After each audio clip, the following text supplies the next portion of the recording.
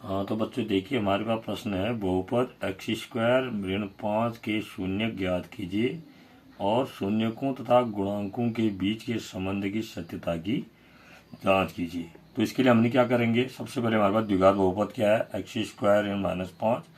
अब शून्य ज्ञात करने के लिए हम इसको शून्य के बराबर रखेंगे। जब हम इसको शून्य के बराबर रखेंगे तो इसको हम क्या बोल देते हैं, द्विघात बहुपद समीकरण। या ये भी लिख सकते हैं हम कि द्विघात बहुपद के शून्य ज्ञात करने के लिए x स्क्वायर ऋण 5 बराबर शून्य भी लिख सकते हैं। नहीं तो इसको क्या लिखते हैं, द्विघात बहुपद समीकरण x स्क्वायर -5 बराबर 0। अब हमारे पास ये द्विघात बहुपद समीकरण हो गया कि ये एक प्रकार का x स्क्वायर -5 क्या गुणनखंड है। इसको हल करेंगे इस द्विघात बहुपद समीकरण को। तो कैसे करेंगे, देखो x स्क्वायर, इस 5 को हम क्या लिख सकते हैं, √5 भी लिख सकते हैं, इसका स्क्वायर इक्वल टू 0 हो गया। अब a स्क्वायर - b स्क्वायर, ये फॉर्मूला अगर हम यहाँ पर लगाएं तो ये हो जाएगा x प्लस √5 और यहाँ से x minus √5 is equal to 0। देखो इन दोनों का गुणनफल शून्य हो गया। तो इसका मतलब क्या हुआ, देखो ये हमारे पास किस तरह का आ गया, जैसे जब हम क्या कहते हैं कि a इंटू बी बराबर 0 हो जाए तो इसका मतलब क्या हुआ, या तो a बराबर 0 होगा या b बराबर 0 होगा। क्योंकि दो संख्याओं का अगर गुणनफल 0 हो रहा है या दो पदों का अगर गुणनफल 0 हो रहा है तो हम ये कहेंगे कि उनमें से एक पद 0 होगा। तो यही यहाँ पर भी लगाएंगे। तो यहाँ पर भी क्या हो जाएगा, अब यहाँ पर भी हम क्या लिखेंगे कि या तो x प्लस √5 इक्वल टू 0 और या x माइनस √5 इक्वल टू 0। फिर यहाँ से क्या हो जाएगा, या तो देखो x plus √5 equal to 0, x का मान कितना होगा, -√5, ये प्लस जो दाएं ओर चला जाएगा, या यहाँ माइनस वाला दाएं ओर जाएगा तो क्या हो जाएगा, ये प्लस हो जाएगा, x बराबर √5।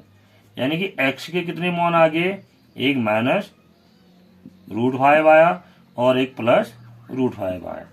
ये क्या हो गए, शून्य हो गए। क्यों कहेंगे हम इनको शून्य, लिख देते हैं पहले। शून्य क्या है हमारे पास, शून्य हमारे पास आ गया क्या, एक -√5 और दूसरा प्लस √5। अब इनको हम शून्य क्यों कह रहे हैं, क्योंकि जब हमने बहुपद का मान शून्य रखा तब हमारे पास x का ये मान आया। हम ये भी कह सकते हैं कि जब x के दो मान थे, √5 और √5, तब इस बहुपद का मान शून्य हो गया। जब बहुपद का मान शून्य आया तब x के ये मान आए, और जब x के ये मान होंगे तब बहुपद का मान शून्य होगा। और बहुपद का मान x के जिन मानों के लिए बहुपद का मान शून्य होता है उन्हें क्या कहेंगे, इसके शून्य कहेंगे। तो शून्य हमारे पास -√5 और √5। अब शून्यकों का योग कितना होगा, शून्यकों का योग,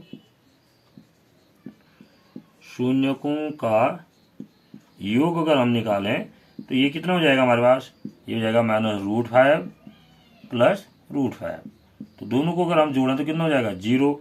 शून्यकों का गुणनफल कितना होगा, शून्यकों का गुणनफल, अगर हम शून्यकों का गुणनफल निकालेंगे तो क्या होगा हमारे पास, एक है -√5, दूसरा है √5, दोनों का हम गुणा कर रहे हैं।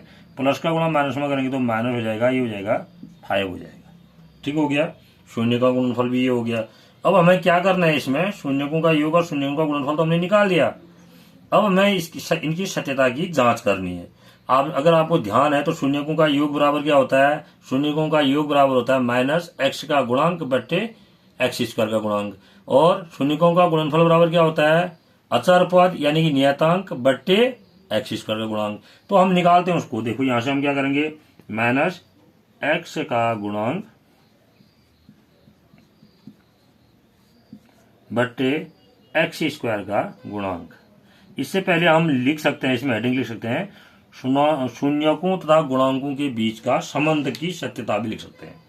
शून्यकों तथा गुणांकों के बीच के संबंध की सत्यता की जांच भी लिख सकते हैं, यहाँ पर लिख सकते हैं उसको। तो क्या हो जाएगा फिर, बराबर ये हो जाएगा हमारे पास -x का गुणांक क्या है हमारे पास, देखो x यहाँ पर है ही नहीं। ये अगर हम इस द्विघात बहुपद की बात करें तो देखिए यहाँ पर हमारे पास क्या है, x square plus 0x plus -5 equal to 0। ये अगर हम इसको लिखा तो इस तरह से लिख सकते हैं, x square plus 0x plus -5, ये लिख सकते हैं। तो x का गुणांक क्या है हमारे पास, कुछ है ही नहीं, इसलिए हमने 0x लिख दिया, तो यहाँ पर हो जाएगा 0। बट्टा एक्स स्क्वायर का गुणांक क्या है, एक्स स्क्वायर के साथ तो 1 लगा है, क्योंकि एक्स के साथ शून्य है, तो कुल मिलाकर कितना आ गया 0। और ये 0 किसका मान है, देखिए ठीक शून्यकों का योग है, सत्य हो गया, ये पहला प्रूफ हो गया, शून्यकों का योग हो गया। दूसरा क्या है हमारे पास, दूसरा है हमारे पास अब क्या, अचर पद